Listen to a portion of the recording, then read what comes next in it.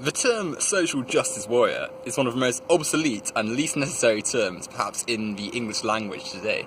The state of the word on YouTube, and indeed on social discussions in general, has become so poor that it really doesn't need to be used in general context, and indeed the word has such little value in a genuine discussion that it seems to be one that doesn't really need to be used in debate and discussion of any topic.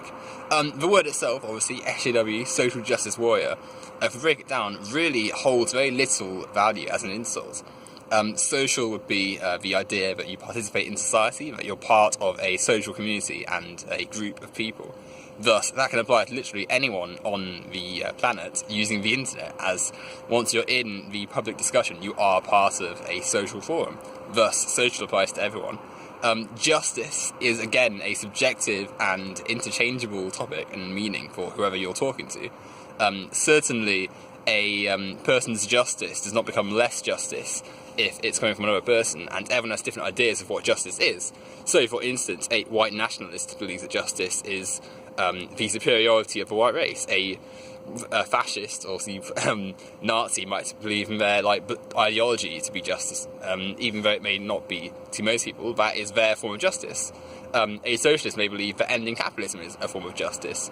Capitalists may believe that capitalism is justice. Justice has such a subjective and interchangeable meaning that it seems poor to have a consensus of what a justice warrior is. And social justice is just the application of that to society and the discussion of that in a social context. Thus, having it as something which is purely for one sense of the word is poor.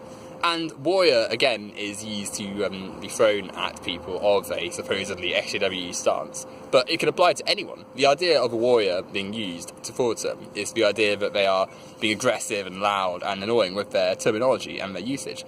But again, to a degree, anyone who protests on the internet is doing the same thing as what the supposed SJWs are. Therefore, anyone can be called a warrior because they're, in a way, fighting for their cause. And as everyone has their social justice, and everyone has a means of advocating for it on the internet, everyone is a social justice warrior. Of course, the word has come to, or the phrase has come to just signify anyone who's either left-wing, it's become synonymous with feminism. Anyone who opposes Trump probably has been called a SJW at some point. And really, the word has been used to death, to the point where it has become one of little value in a genuine discussion. But when you break down the word, it really loses all form of meaning, because if you look at it literally, everyone is a social justice warrior, because everyone has a form of justice they want to fight for, and consequently, can be called a warrior for their form of social justice. The intricacies of the justice that they advocate for can be discussed, and the value of what they're saying can be discussed for sure. But to imply there's normal people and then SJWs, is a pretty poor one. And you see a lot of people on the internet are saying, oh, I want to fight with the SJWs, I've got to get rid of SJWs, they're a problem with society. But when you look at it more, it becomes an obsolete and unnecessary term, because, quite literally, everyone is an SJW, because everyone has justice in their own head, and thus want to have that portrayed in society.